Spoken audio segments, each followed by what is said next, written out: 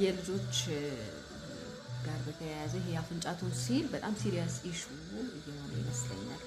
ዛሬ ሌላ ቀን ከምሰራው ቪዲዮ ለየት ያለ መስራት የፈለኩበት ምክንያት እንግዲህ እንደምታውቁት በቀን ውስጥ በጣም ብዙ ልጆች በአፍንጫ ቶንሲል የተነሳ ይሰቃያሉ፣ ሰርጀሪ ይሰራሉ እና ይሄ ሰርጀሪ ልክ ነው ወይ የሚል ነገር ነው ማንሳት የምፈልገው። ምክንያቱም እንግዲህ መቼስ በእግዚአብሔር አምሳል ስንፈጠር ሁሉም ኦርጋናችን ስለሚያስፈልግ ነው አይደል?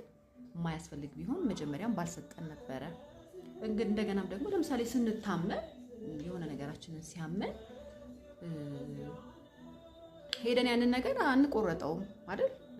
መድኃኒት ነው የምንፈልገው፣ ማከም ነው ቅድሚያ የምንሰጠው ለማከም ነው። እና ይሄ ነገር መታከም አይችልም ወይ? ከሰርጀሪ ይልቅ የሚታከምበት ሚንስ የለም ወይ ማለት ነው የምፈልገው። እና እንግዲህ በጤና ጥበቃ ሚኒስቴር ስር በእርግጠኝነት ይሄ ከአንገት በላይና እንደገናም ደግሞ ከህፃናት ጋር በተያያዘ የሆነ ዲፓርትመንት ይኖራል ብዬ አስባለሁኝ። እና ያ ዲፓርትመንት ወይም ያ ይሄ ነገር የሚመለከተው አካል ፕሪቨንሽን ላይ ሁላችንም ወላጆችም ይሄ የአንድ ሰው ወይም የአንድ ድርጅት ኃላፊነት መሆን አለበት ብዬ አላምንም። ግን እንደ ወላጅም ወላጆች ሁሉም ወላጅ በየቤቱ ኃላፊነቱን መወጣት ቢችል እና ይሄንን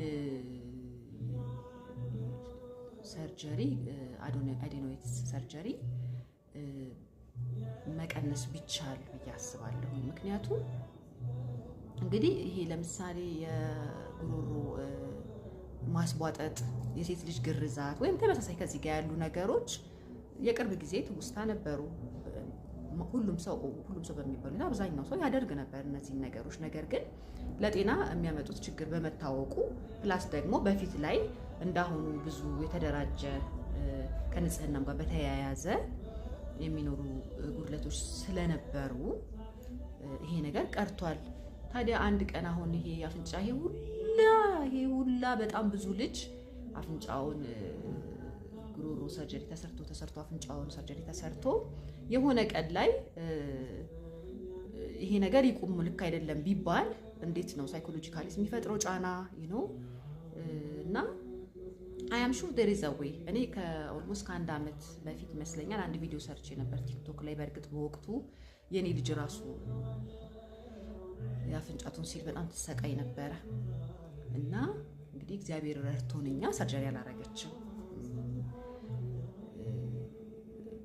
ፕሪቨንት መደረግ ይችላል ብዬ አምናለሁኝ። እንግዲህ እኔ በራሴ እኛ ቤት ውስጥ ባረግናቸው ነገሮች እቺ ልጅ ደህና